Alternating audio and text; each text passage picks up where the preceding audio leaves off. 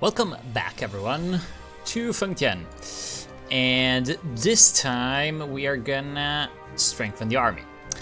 Now, basically, the choice only adds bonus political power to the focuses, and I plan on taking the army focuses first.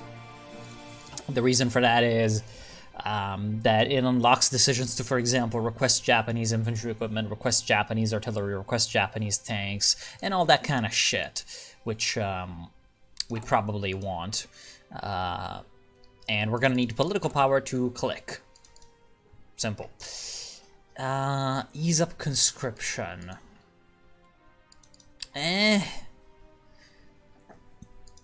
We'll see what happens if we don't ease up conscription. Alright, so basically, yeah, we have a bunch of decisions, but we don't have really anything that we can do right now. Now, basically, the whole... here comes the left Kuomintang. Here comes the left Kuomintang. I wonder if any... Doesn't appear that, like, any of the focus trees have been updated for, like, you know, the resistance system. Speaking of that, oh, we don't have civilian factories to do that. Oh, we can recruit an operative, Xiaorong Lu. Sure. Let us get Xiaorong Lu. We are gonna send her, I suppose, to Nanjing, considering the current situation. Nah, let's send it to Beijing, obviously. Yeah, basically the whole, those two, like, massive walls of text that we skipped were basically about the Manchurian economy and army. Now, the army, you can probably imagine, it's just outdated, it's a mess, it's kind of a problem. The Communications Clique nominates a new economic minister. Thanks to their growing strength in government, the Communications Clique has nominated Lu Zhonghuan to fill the position of economic minister, a native of Liaoning province, which is... Liaoning, I think that's not a correct name. That would be called Fengtian in this, like, year. I believe Liaoning only... because Liao, by the way, comes from the Liao River, which is the river that runs through here. I believe it only got renamed Liaoning after, like, the founding of the People's Republic of China or something like that. Lu oversaw the sale of Trans-Amur's portion of the Chinese Eastern Railway to Fengtian in 1927. Oh, Trans-Amur! Okay, see, in real life, the Chinese... okay, so the Chinese Eastern Railway runs from Chita... there we go. Runs from Chita all the way to Vladivostok through Chinese territory. So through Hailar, through especially Harbin. And so for a long time, this is basically like turn of the century stuff, like from 1800 to 1900. And this was basically what allowed the Russians to complete the Trans-Siberian, because the Trans-Siberian ran all the way to Irkutsk rather easily, then to Chita rather easily, but then it's like, oh shit, we're gonna have to move through like all this forest, mountains, taiga, you know, completely empty areas to Blagoveshchensk or Vyeshensk, and then down to Khabarovsk, and then all the way down for rivers. You know, we're gonna have to bridge the rivers with railway bridges through forests, hills, mountains, all the way down to Vladivostok. That's nasty. Of course, eventually they did that too, but it would be a lot easier if we just made a railway from Chita all the way to Vladivostok. And basically, since the Qing Empire at that moment was not really in a position to say no, or, well, they said no, but then they built the railway anyway, and they couldn't do anything, because in 1895, the Japanese essentially destroyed the Chinese in the Sino-Japanese War, in the First Sino-Japanese War. Afterwards, the Japanese took a whole bunch of concessions in essentially the North China area and in Shandong, and Russia, France, and Germany teamed up to say no, and they took the concessions away, which included Port Arthur, which became Russian. And then the Russians decided, hey, we've got the port, we might as well build a railway. Now, in real life, the Chinese Eastern Railway itself was not taken away from the Russians in the Russo-Japanese War of 1905, so 10 years later. The Russians and the Japanese fight over Manchuria. The Japanese win, but they don't take the Chinese Eastern Railway because they don't, probably because they don't care, you know? It runs from Chita to Vladivostok. They don't have any interest in that. They cared about the South Manchurian Railway. So the South Manchurian Railway becomes Japanese. The Chinese Eastern Railway remains Russian. And a whole bunch of weird shit happens about the Chinese Eastern Railway, essentially, after the Russian Revolution. It's complicated, and we're not going to get into it, but essentially this, Chinese takeover of the Eastern Railway, which, you know, Chinese in air quotes because it's actually Fengtian takeover, results in 1929 and in the Sino-Soviet conflict, which is a really obscure war in Manchuria where the Red Army essentially smashes mostly the Fengtian Clique, but at that moment the Fengtian Clique was sort of aligned with the KMT, so the nationalists. But then they let the railway go anyway. It's a bunch of weird shit. Anyway, we're gonna appoint him or not. The communications clique influence is relatively low right now, so we could take this economy minister, which is gonna give us 10% railway, infrastructure construction. Right now, our economy minister is a corrupt kleptocrat, which is actually quite good, plus 0.10 political power. He's an authoritarian Democrat, so he is a recovery league guy. I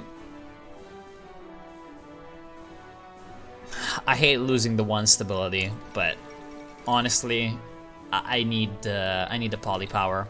Oh, there we go. Our divisions have arrived in the south. Very, very nice. Very, very nice. So we're gonna support our good buddies. Let's see. Yo, what the fuck? Alright. Ooh, he can get scavenger. Actually, we don't have any fucking command power. Where's the division? Oh wow, Hangzhou. Apparently, Mr. Chen got himself sort of half encircled. I don't know. I don't understand what's going on. Alright, so what are we gonna do? I guess these guys can go all the way to Wenzhou. And deny the Nanjing Clique access to the sea down there. While these guys, well, first of all, let's deal with this guy. And this is going to give us some very well needed army experience. Good.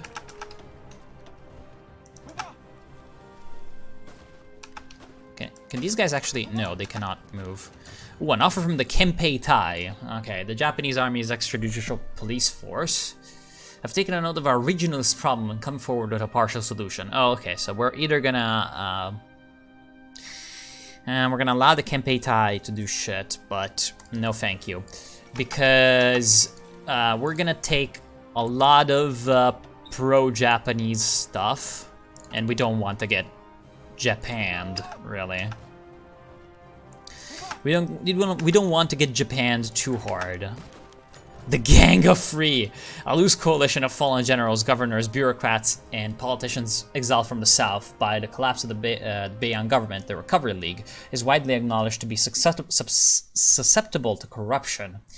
However, recent discoveries by police have turned up something unusually troubling. It seems that a group of Recovery League politicians who were made mayors of townships in Jilin, which is... does it actually? No. Jilin is this thing.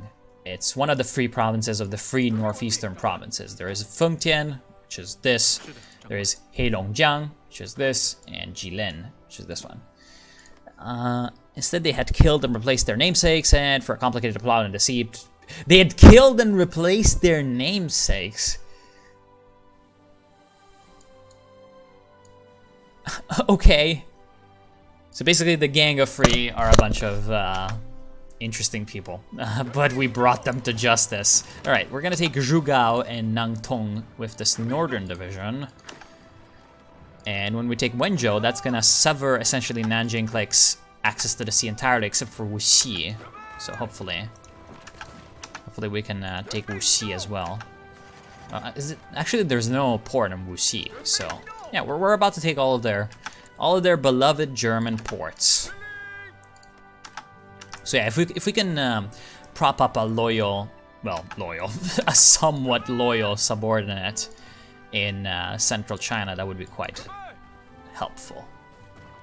All right, very good. No, you need to be in Hangzhou, mate. Oh my god. Yeah, it looks like Chen is not very big brain. We're gonna need to save him with the 1st Shenyang division. Okay. In the meantime, though, more regionalists. Dongbei will Dongbei-ren. Oh, Nanjing is taken. I think he's gonna surrender now. Mantetsu bribes. A pair of Concordia Association members were recently caught attempting to bribe Recovery League politicians. Okay, the Japanese consulate has already delivered a message strongly advising that no action be taken against the members of the Concordia Association. Gained base stability minus 15%. Yikes!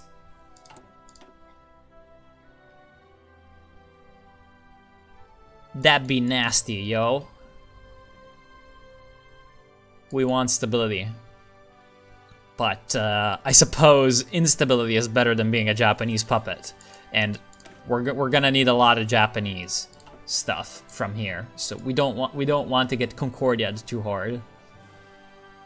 Honestly, I don't see that much stability anywhere, which is a bit of a problem. But guys, too many. No, but there's a lot of stability around, actually, in the western part of the focus tree. Yes, the left part of the focus tree, or whatever the fuck you want to call it. Remove them anyway. There we go. Exactly what I'm talking about. Now, Nanjing Clique is going to be probably a bit of a bitch and declare on someone. There we go. The regionalists take action. Protesters gathered in several prominent... Oh no, more regionalism. That's fine. Man, this is like basically a minus political power thing. Like, we just get this thing all the time. All right, let's reduce regionalism. Shandong Anqing War Conference. Okay, so Qi Xueyuan's league, which saw itself as a successor to Sun Trangfang's League of Eight Provinces, has fallen apart as it was assaulted on three sides. Two of these, the Anqing Clique and the Shandong Clique, are our allies. Zhang Zongchang's Shandong Clique has seized some of the league's north, in the province of Jiangsu, Xinhai, Huaiyang, and Nantong. All right, so this portion over here, essentially east of the Grand Canal. Okay. This is unacceptable to Chen, who sees himself as the league's successor and thus the province's rightful owner. We must prevent war between them at all costs, as this could lead to their collapse, leaving the Kuomintang to take control of the 5 provinces instead. Shall we mediate between the two? Yes. Reach out. Let us mediate between the two. Now, historically, Chen Tiaoyuan, I'm not quite sure, like, exactly where he was. But Zhang Zongchang was very much a part of the Fengtian Clique. And at one point, his sort of power reached all the way down to Shanghai. Basically, he controlled like this sort of area except Nanjing, which it was weird because it was 1927. And 1927 is a weird fucking year in Chinese history. Anyway, Anqing demands Zhang Zongchang end the claim. Zhang may have Jiangsu, the rest they want. Okay, hold on. Though neither have made threats to our knowledge, certainly Zhang and Chen are capable of drawing first blood if Zhang Zuolin cannot resolve the border. Long hours of negotiation with Chen Tiaoyuan reveals his conclusion that Zhang Zongchang and Shandong are now liabilities. Due to the amount of resources poured into Shandong, Chen suggests that Zhang Zongchang be allowed to keep his gains in Jiangsu, but the rest of Anqing be proclaimed. Noted. So are you gonna kill each other? No? I hope not. Shandong demands that Chen Qiaoyuan end the claim.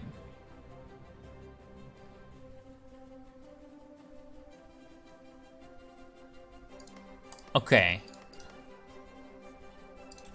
So basically, none of the two are... Okay, basically we need to choose between the two. This, I am guessing, is just a choice between these two. So who's gonna be more effective for us? Well, I'd say definitely Fengtian Clique. But, like, honestly, is Chen...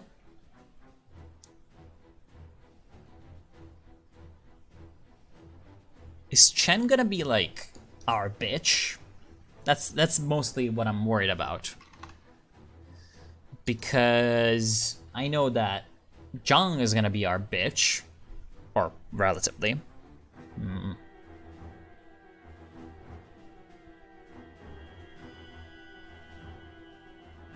Looks like they're gonna be mostly our bitch.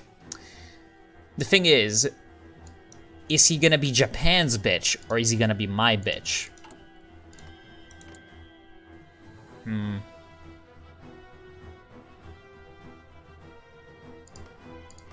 Like, at the beginning, Shandong has definitely a weaker force.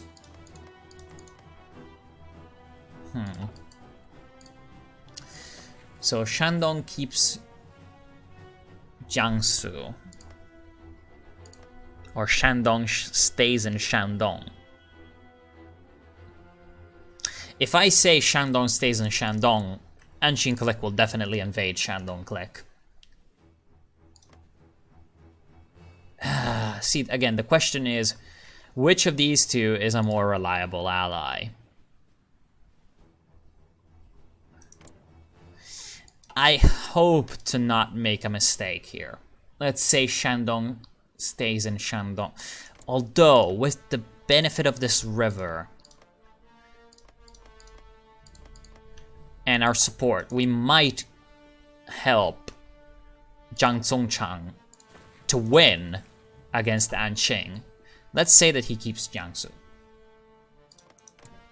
Zhang solidarity. What the fuck? Well, that was certainly unexpected. Surprise Woodstock. Okay, so Fengtian's proposal has been accepted by both Zhang Zuolin and Chen Qiaoyuan. Perhaps this is the beginning of the new era of cooperation under Fengtian that will lead to national reunification. Many in the military staff are hopeful, citing this triumph as a triumph not even Wu Peifu could accomplish. A triumph not even Wu Peifu could accomplish. Peace for now. A deal is made. Okay, that was definitely unexpected. Absolutely unexpected. Okay, so now the Fengtian faction, the Anguojun, the country protection army, has the Fengtian Clique and the Shandong Clique all by its side. So our greatness sort of spreads, and we have friends down to the south. Very good. All right. Now we should probably reorganize our army, but no hurry for that. So basically, just to finish this,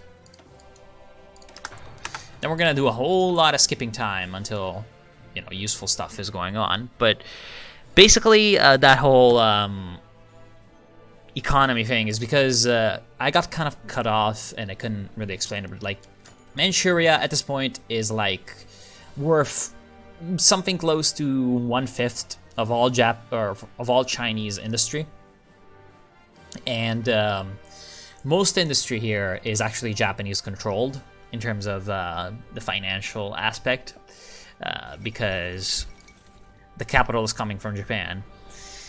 And like, cultivated land from basically 1900 to 1940. Oh, there we go. There he goes. Basically, cultivated land rises from rises like tenfold or something. The population increases tenfold, and Okay. Agricultural production, this is going to remove it, right? Required to remove. Required to remove. Militarize the Minsheng truck.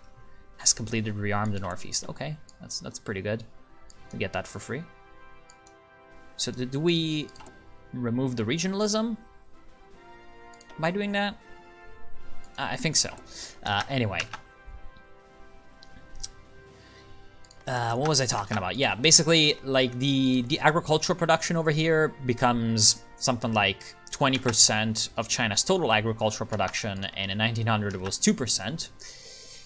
And especially, like, industrial production at around this time is 1/5, but in 1940 it's 1/3. And in 1945, in real life, in Manchukuo, it was half of all Chinese industrial production. So Manchuria was pretty important. Now, where's the other half of Chinese industry? It's in Shanghai. Well, along the Yangtze in general. Shanghai, Nanjing, but especially Wuhan and Shanghai.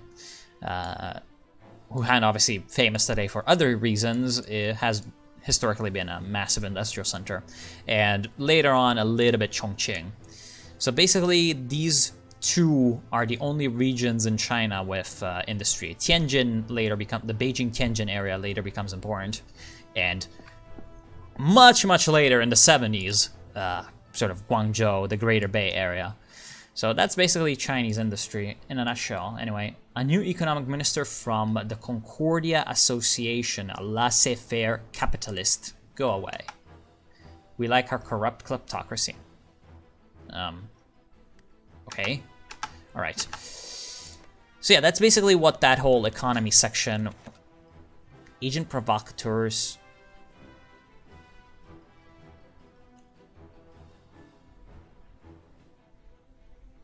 Okay. Interesting. Oh, right. So it's going to temporarily make it worse so that later it becomes better. Okay, interesting. Interesting, guys. That's basically what that event was about. And the Harbin riots. Now we have a clear justification for action against the regionalist movement. Okay, that's pretty good. You know, outright pro-regionalist riots, I don't know of any, but definitely around this moment in history, warlords made pretty heavy use of mostly anti-foreign nationalist riots. Well, not really anti-foreign, but more like anti-imperialist riots. Like, there was xenophobia, but it's not as perhaps widespread as like some of the Western historical narrative really likes to tout. Like, you know, the xenophobic Chinese or whatever. They were just as xenophobic as any other nation. But yeah, there was a lot of, like, the only seriously widespread political issue. Well, actually, there were two widespread political issues in China around this time. One of them was not strictly political. It was labor in general. But this was limited to industrial centers. So again, to Manchuria, Shanghai, and Wuhan, a little bit to some basically professions that are related to industry, like mining, especially in this area. Mostly about, you know, union representation and wages. So again, not strictly political, but come on, quickly turns political. And the only other one that really sort of stirred up mass mobilization was the foreign imperialism or whatever. And warlords very, very often utilized that whole anti-foreign narrative to stir up political sentiment in their favor by making sort of anti-foreign gestures or or moves that are perceived as anti-foreign, and trying to sort of get themselves behind the mass movements. Of course, this also had the implicit benefit of taking sort of some of that political momentum off from, like, for example, the trade union movement, which was much worse for them. Or, well, I should say that it was not only the trade union labor movement was not only limited to. Should I do that? Should I kill the left KMT? Probably. Was not just limited to cities. There was also a peasant movement, which later obviously turns into the CCP guerrillas, but that wasn't as prominent. Okay, so we can expel Japanese like right away, but we don't want to do that yet. How can we silence the regionalists, bruh?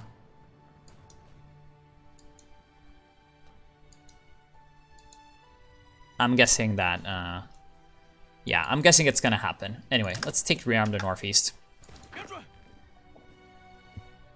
Oh, damn it. He's gonna get troops in Longyan.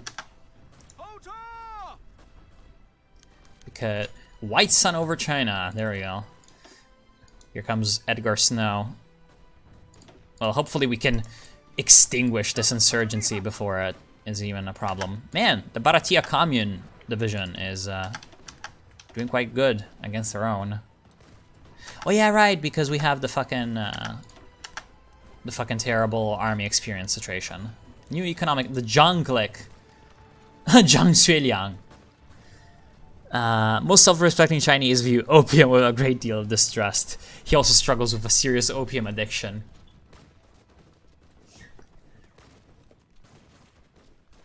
Huh.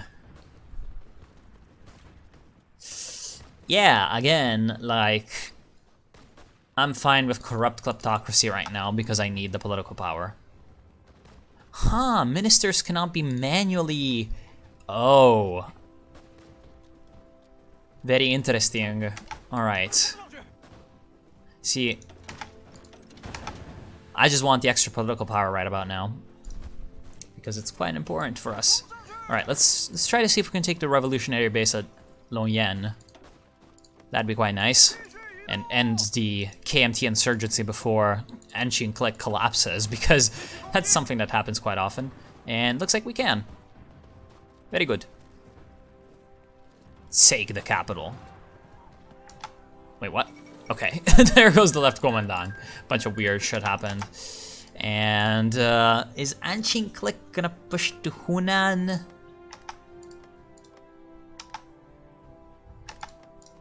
I think he might push to Hunan and Liangwang, in which case we're obviously gonna have to sort of support him. But anyway, let's start to get our army trained to get some army XP.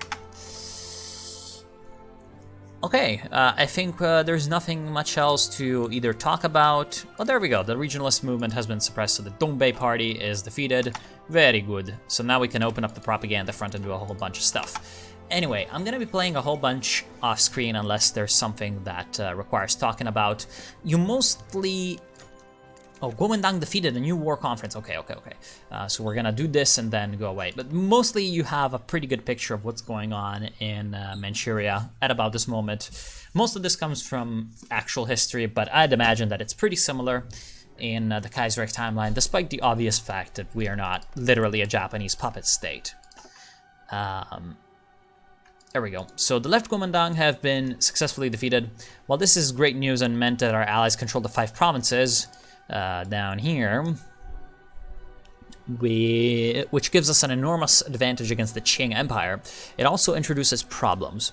Not long after the news broke that the Kuomintang were defeated, we received a telegram from Zhang Zuolin of the Shandong Clique and Chen Tiaoyan of the Fengtian Clique. Zhang's telegrams ask us to honor our old alliance and support him to press his claims to the rest of the province of Jiangsu. Oh, fucking hell. Nantong state. No, wait. Shuhai, Huaiyang, Nantong states, which she only partially control. No, you fully control Jiangsu except for Nanjing. Right. He does not control Nanjing. And, well, obviously he does not control Shanghai, but, like, I don't think he's talking about that. He's talking about fucking Nanjing and Wuxi. Shit. It is true that Zhang Zongchang and Zhang Zuolin go back a long way. Chen instead describes the fact that he is the legitimate successor to the League. All of the 5 provinces should fall under... That has the legitimate successor, all of the 5 provinces should fall under his dominion, okay. He demands that all of Jiangsu is returned to him at once.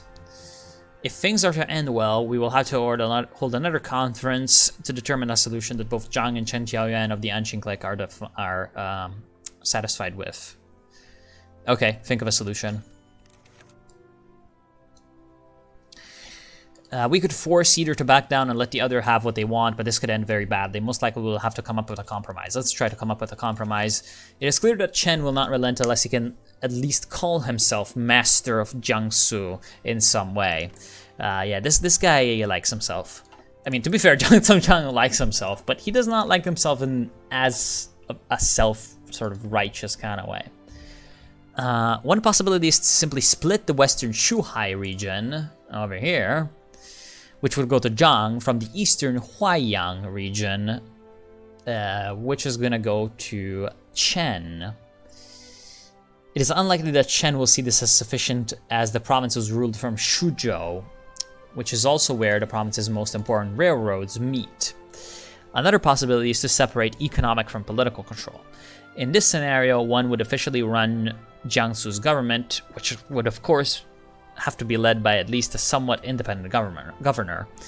Then the other would be allowed to nominate a lieutenant governor who would have control over all the province's resources and be allowed to levy taxes and conduct recruitment, among other things. Okay. See, at the beginning I thought, why can we not split between Shuzhou, which stays with Zhang, and Yancheng and Nantong, which goes to Chen. So now it gives us the option.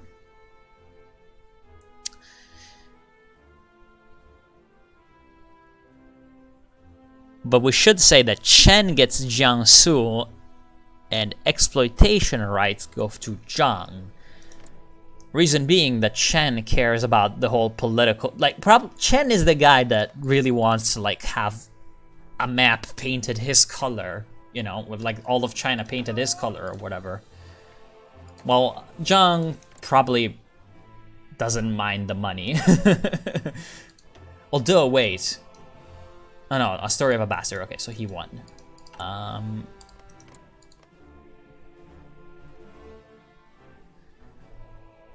While Zhang gets Jiangsu, exploitation rights go to Chen. That's definitely gonna piss off Chen. I'm not sure if this is gonna piss off Zhang, but this one down here definitely pisses off Chen. So let's say Chen gets Jiangsu, while exploitation rights go to Zhang. Let's see the result of this. Compromise! I am a political genius. The compromise was engineered by Fengtian, which involves political control lying in the hands of Chen's Fengtian Clique, and economic control belonging to Zhang, has been accepted by all parties. This means that Shandong and Anqing can move on as allies under Fengtian protection. Compromise accepted. Okay. Very good.